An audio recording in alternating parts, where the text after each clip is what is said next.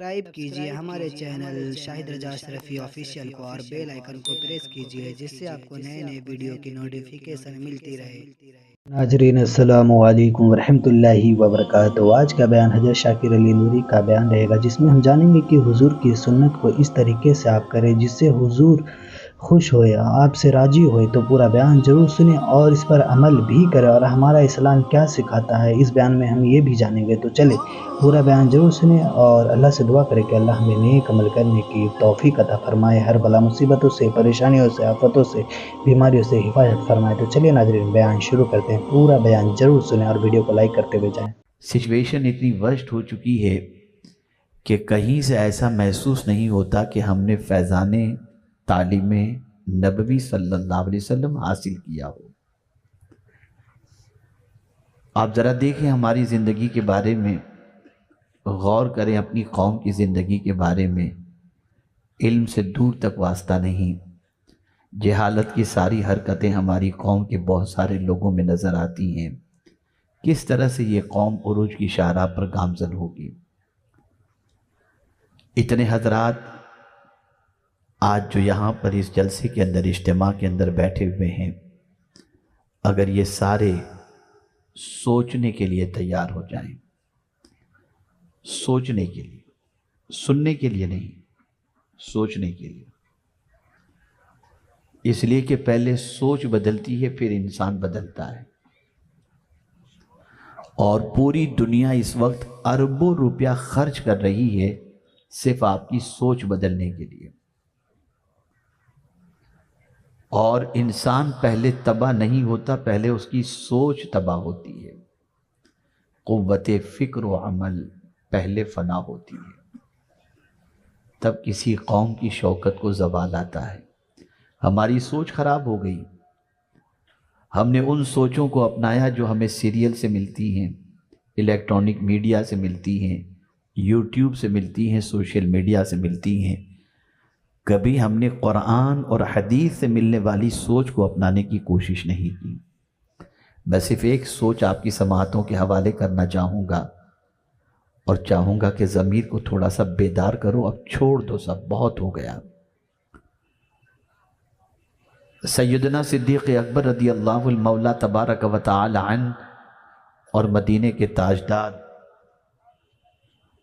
ارواحنا فداہ صلی اللہ علیہ وسلم کا معمول تھا روزانہ دونوں مسجد نبوی شریف میں بیٹھ کر عشاء کے بعد کچھ بات چیت کیا کرتے تھے۔ ایک صحابی کے دل میں خیال پیدا ہوا، یہ روزانہ رات کو بیٹھ کے کیا بات کرتے ہوں گے؟ آؤ ایک دن میں بھی چل کر کے اس محفل کے اندر بیٹھوں اور جاننے کی کوشش کروں کہ یہ دونوں کیا بات کرتے ہیں۔ پہنچے مسجد نبوی شریف میں، اجازت چاہی حضور صلی اللہ علیہ وسلم سے کہ آقا اجازت دیں تو میں بھی آپ کی محفل کا حصہ بن جاؤں۔ آقا کریم صلی اللہ علیہ وسلم نے اجازت عطا فرمائی، وہ اس محفل میں بیٹھے۔ سرکار صلی اللہ علیہ وسلم نے اپنی گفتگو صدیق اکبر رضی اللہ تعالیٰ عنہ کے ساتھ جاری رکھی۔ کافی دیر کی گفتگو کے بعد آقا کریم صلی اللہ علیہ وسلم کھڑے ہوتے ہیں، اپنے دولت گدے کی طرف جانے کے لیے صدیق اکبر بھی ساتھ میں کھڑے ہوتے ہیں اور وہ صحابی بھی کھڑے ہوتے ہیں۔ اس سے پہلے کہ مدینے کے تاجدار صلی اللہ علیہ وسلم اپنے دولت گدے کی طرف رخ کریں، وہ صحابی پوچھتے ہیں، یا رسول اللہ صلی اللہ علیہ وسلم، میں نے آپ دونوں کی گفتگو آج سنی ہے، کیا روزانہ رات کو بیٹھ کر کے آپ یہی باتیں کرتے ہیں؟ آقا کریم صلی اللہ علیہ وسلم نے ارشاد فرمایا، ہاں ہماری گفتگو کا موضوع یہی ہوتا ہے۔ اب سنیے وہ گفتگو کیا تھی اور وہ صحابی کیا کہتے ہیں۔ صحابی فرماتے ہیں، واللہ ان دونوں کی گفتگو کا موضوع کیا تھا جانتے ہیں آپ؟ وہ کہتے ہیں ایک ہی موضوع تھا، گری ہوئی امت کو کیسے اٹھایا جائے۔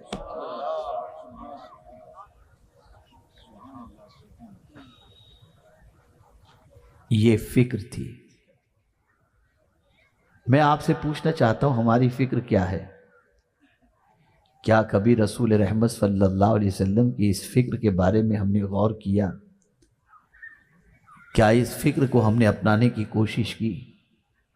تو آج ہمارا حال یہ ہے کہ اللہ رحم و کرم فرمائے، اللہ رحم و کرم فرمائے کہ ہماری زندگی اس طریقے سے نفس پرستی اور خواہش پرستی کے اندر گزر رہی ہے کہ ہمیں خیال ہی نہیں ہے کہ ہماری قوم کہاں جا رہی ہے، قوم کا کیا حال ہے، قوم کے نوجوانوں کا کیا حال ہے، بچوں کا کیا حال ہے۔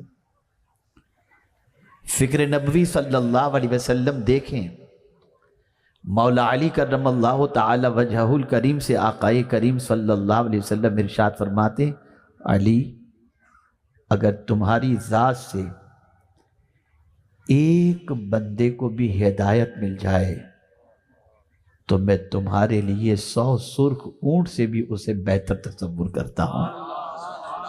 یہ فکر ہے۔ اگر میں صرف اپنے بچے کے بارے میں سوچوں، اپنی اولاد کے بارے میں سوچوں تو یہ جانوروں کی سوچ تو ہو سکتی ہے، لیکن اگر میں حضور کی امت کے بارے میں سوچوں تو یہ رسول اعظم کی سنت بن جائے گی۔ اے رسول اعظم صلی اللہ علیہ وسلم کے دیوانوں، بیٹھا کرو۔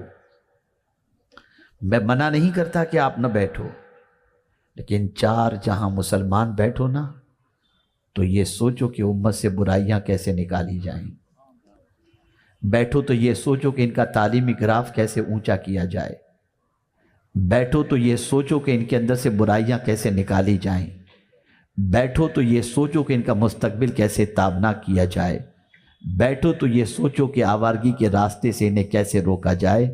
داڑھی رکھنا یہ سنت ضرور ہے، لیکن یہ ایسی سنت مبارکہ ہے جو میں آپ سے عرض کر رہا ہوں، فکر امت، میں سمجھتا ہوں یہ سنت تو ایسی ہے کہ اللہ اکبر، اس سنت کا کیا کہنا۔ داڑھی کی سنت پر عمل آپ اس وقت کریں گے جب آپ کے چہرے پر بال آئیں گے، آپ کی داڑھی میں بال آئیں گے تب سنت پر عمل کر پائیں گے نا، تب داڑھی رکھیں گے۔ مسواک کی سنت پر اس وقت عمل کریں گے جب آپ کے دانت آئیں گے۔ آنکھوں کے سرمے کی سنت پر اس وقت عمل کریں گے جب آپ سلائی پکڑ کر آنکھوں میں لگانے کے لائق بن جائیں گے۔ تیل لگانے کی سنت پر عمل اس وقت کریں گے جب آپ کے ہاتھوں میں اتنی قوت ہوگی کہ اپنے ہاتھوں سے سر میں تیل لگا لیں۔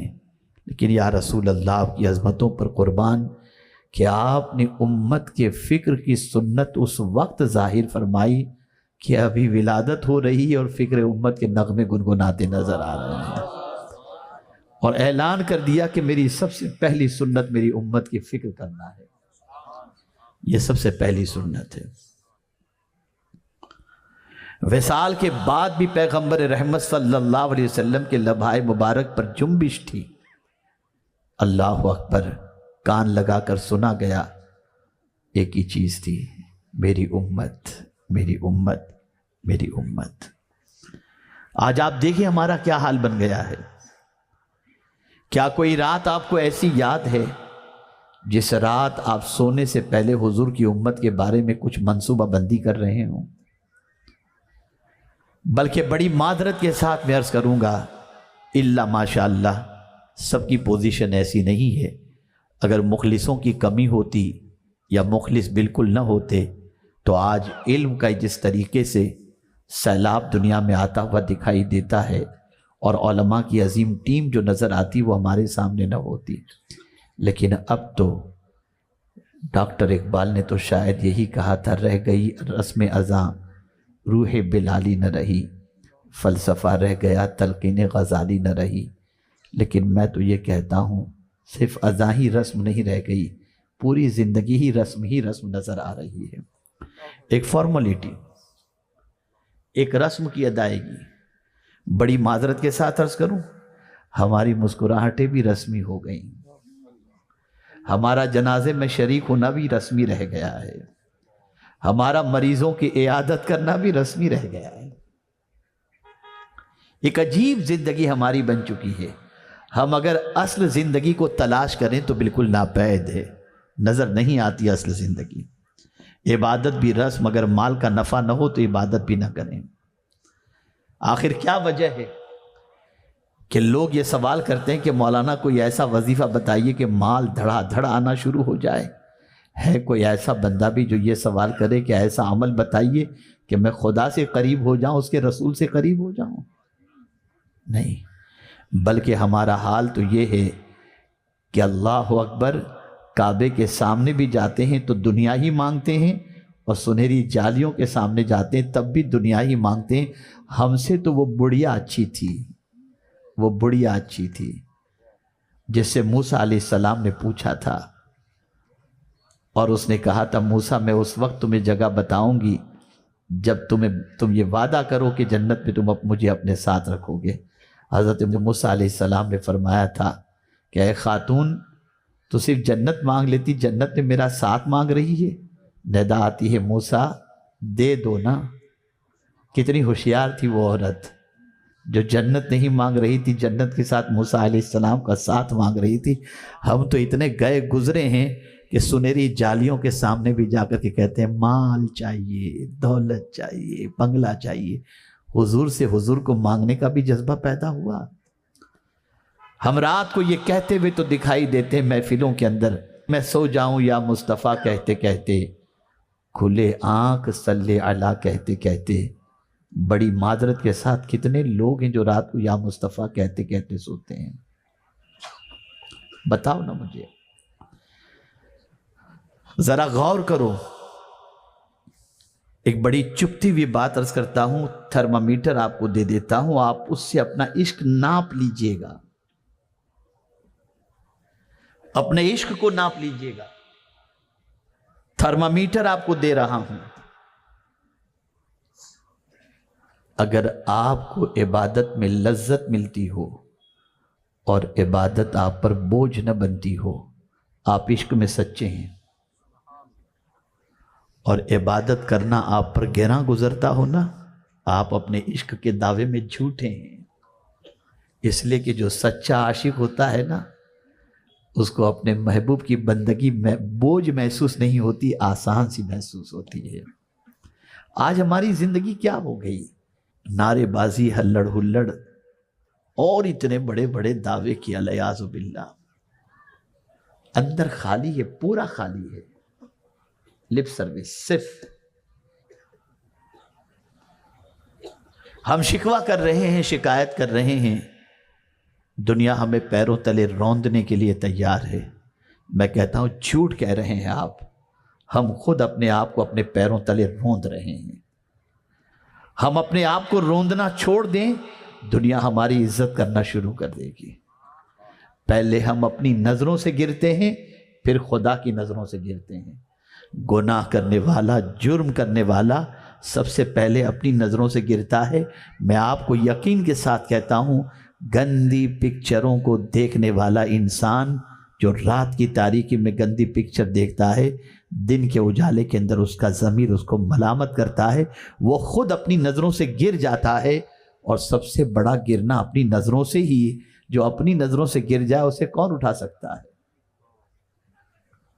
صرف تحدیث نعمت کی خاطر عرض کر رہا ہوں. ابھی علی گڑھ مسلم یونیورسٹی کے ایم ایس او کے سیکریٹری سے بات ہو رہی تھی. کل علی گڑھ مسلم یونیورسٹی میں میرا بیان تھا. انہوں نے کہا ایک آپ کے جملے کے سلسلے میں وہ یونیورسٹی کے اندر چرچا ہو رہا ہے. وہ جملہ کون سا تھا؟ طلباء اور طالبات موجود تھے، پروفیسرز موجود تھے.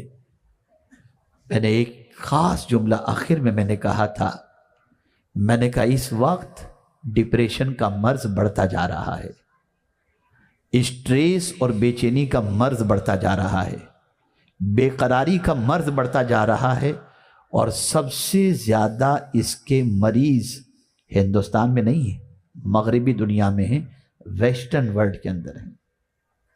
وہاں تو آسائش کے سارے سامان موجود ہیں، وہاں رہنے کے مکان دیکھیں تو آپ کی عقل دنگ رہ جائے، وہاں راستے دیکھیں تو آپ کی عقل دنگ رہ جائے، وہاں گاڑیوں کی چمک دمک دیکھیں تو آپ کی عقل دنگ رہ جائے، وہاں ملنے والا فریش فروٹ دیکھیں تو آپ کی عقل دنگ رہ جائے، وہاں کی آمدنی دیکھیں تو آپ کی عقل دنگ رہ جائے.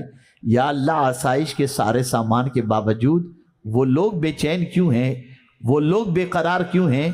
میں نے اس پر سے پردہ اٹھاتے ہوئے یہ بات میں نے عرض کی تھی، یاد رکھو انسان جب گناہ کرتا ہے نا وہ ڈپریشن کا شکار ہو جاتا ہے. گناہ کرنے والا مایوس ہونا شروع ہو جاتا ہے. اور اگر کوئی کہے کہ مصیبت کی وجہ سے مایوس ہوتا ہے تو میں کہتا ہوں کربلا جیسی مصیبت تو نہ تم پر آئی ہے نہ ہم پر آئی ہے. مجھے بتاؤ خاندان اہل بیت کا ایک بچہ بھی تو مایوس ہوا ہو؟ کیوں؟ عبادت کی طاقت تھی. عبادت کی طاقت تھی. گناہ سے رشتہ ٹوٹا ہوا تھا اور اللہ سے بندگی کی لو کو لگا لے اور رابطہ مضبوط کر لے پھر اسے کبھی ڈپریشن نہیں ہوتا, کبھی وہ نا امیدی کا شکار نہیں ہوتا. یاد رکھیں اور اچھی طریقے سے یاد رکھیں, آج بھی مسلمانوں میں ڈپریشن کا مرض دنیا کی دوسری قوموں کے مقابلے میں کم پایا جاتا ہے. اس کی دلیل میں بہت دور جا کر کے نہیں, بہت قریب لا کر کے آپ کے سامنے پیش کروں گا. خدا کی قسم کورونا کے زمانے میں بھی جتنا موت سے بے خوف مسلمان نظر آتا تھا اتنا کوئی دوسرا نظر نہیں آتا تھا. میں عرض کرنا چاہوں گا تھوڑی سی فکر درست کرو. ہمیں اپنی قوم کو اٹھانا ہے, ہمیں اپنی آخرت کو سنوارنا ہے, اور قوم کو اٹھانے کا ثواب معمولی ثواب نہیں ہے. قوم کے لیے دوڑ دھوپ کرنے کا ثواب معمولی ثواب نہیں ہے. قوم کی فکر کے اندر راتوں کو اٹھ کر کے رونا معمولی ثواب نہیں ہے. بلکہ سن لو, کسی مسلمان کے لیے اس کے پیٹھ پیچھے دعا کرنا بھی خدا کی قسم یہ معمولی ثواب نہیں ہے. آقا کریم صلی اللہ علیہ وسلم فرماتے ہیں اگر کوئی شخص کسی مومن کے لیے اس کے پیٹھ پیچھے دعا کرے تو اس دعا کا وہی مقام ہے جو حاجی احرام کی حالت میں عرفات کے میدان میں دعا کرتا ہے. سبحان اللہ سبحان اللہ سبحان اللہ. یہ دعا کا مقام ہے. اب ہمیں نکلنا ہوگا اپنی خواہش سے باہر, ہمیں تیار ہونا ہوگا دوسروں کے لیے قربانی دینے کو. علم کے سلسلے میں رات جاگو. آپ دیکھیے حضرت امام مالک, دیکھیے فکر امت, علماء تشریف فرما ہیں, میرے سر کے سب تاج ہیں ماشاءاللہ. حضرت امام مالک ایک کتاب کا مطالعہ کر رہے ہیں. مطالعہ کرتے کرتے رات کا بیشتر حصہ گزر گیا. جھپکیاں آنے لگی. جیسے ہی جھپکی آنے لگی پانی لیا, چہرے پہ مارا, موضوع بدل دیا. جس موضوع کی کتاب پڑھ رہے تھے اس کو ہٹا کر دوسری کتاب اٹھا لی, اسے پڑھنا شروع کیا. پھر تھوڑی دیر کے بعد جھپکی آنے لگی, کتاب کو ہٹایا, دوسری کتاب لی, پانی چہرے پر مارا. ایک شاگرد سے برداشت نہ ہوا. غور سے سنیے میرے علماء حضرات, میرے علماء ساتھی بھی خاص طور پر توجہ فرمائیں. پوچھنے والے نے, شاگرد نے حضرت امام مالک سے پوچھا حضور اپنی جان پر اتنی زیادتی کیوں کر رہے ہیں, تھوڑا سا آرام کر لیں نا, نیند کا غلبہ ہے, تھوڑا سا آرام کر لیں. خدا کی قسم جملے پر قربان جائیے.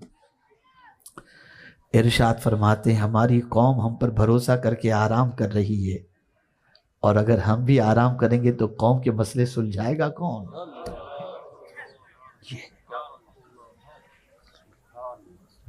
ذرا سوچو آپ. بظاہر آپ دیکھیں گے کہ چند بچے ابھی فارغ ہوں گے, ان کے سر پہ دستار باندھی جائے گی, لیکن ان بچوں کو جب بھی میں دیکھتا ہوں ان کی زندگی پر مجھے رشک آتا ہے. آپ کے بھی بچے ہیں, میرے بھی بچے ہیں. یہ جس عمر کے اندر مدرسے میں داخل ہوئے تھے ذرا اس عمر کا اندازہ لگائیے. آپ کا بچہ اس عمر کے اندر سیر و تفریح کے لیے نکلتا ہوگا, ایئر کنڈیشن میں سوتا ہوگا, بہت آرام سے رہتا ہوگا, مزے کے کھانے کھاتا ہوگا, ماں باپ کی ڈانٹ نہیں ماں باپ کے ساتھ تفریح کے لیے نکلتا ہوگا. اے طلبہ تمہاری عظمتوں کو سلام, تمہاری عمر کے بچے کھیل رہے ہیں اور تم کھیل کو قربان کر کے نبی کا دین سیکھ رہے ہو. سبحان اللہ سبحان اللہ سبحان اللہ.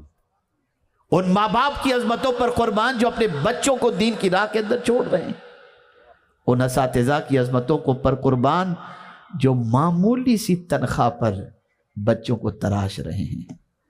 اگر یہ بچے نہ ہوتے, یہ اساتذہ نہ ہوتے, یہ ادارے نہ ہوتے تو ہمیں جینے کا سلیقہ تو کیا, بندگی کا سلیقہ بھی ہمیں معلوم نہ ہوتا. اے رسول اعظم صلی اللہ تعالی علیہ وسلم کے دیوانوں، حضور کی امت کی فکر بہت بڑا سرمایہ ہے، بہت بڑی دولت ہے یہ جسے نصیب ہو جائے آپ یہ سمجھ لیجئے گا کہ اسے بہت بڑی دولت نصیب ہو گئی۔ آپ جانتے ہیں اعتکاف کتنی عظیم نعمت ہے، وہ بھی ماہ رمضان کا اعتکاف، اور وہ بھی مسجد نبوی شریف کا اعتکاف، کتنا عظیم ثواب کا جو ہے موقع اللہ عطا فرماتا ہے جن کو جو وہاں پر جو ہے ماہ رمضان کے اندر مسجد نبوی شریف میں اعتکاف کرتے ہیں۔ لیکن قربان جائیے، حضرت ابن عباس رضی اللہ تعالی عنہ مسجد نبوی شریف میں تشریف فرما ہیں، اعتکاف میں، ماہ رمضان المبارک ہے، اعتکاف کے اندر ہیں۔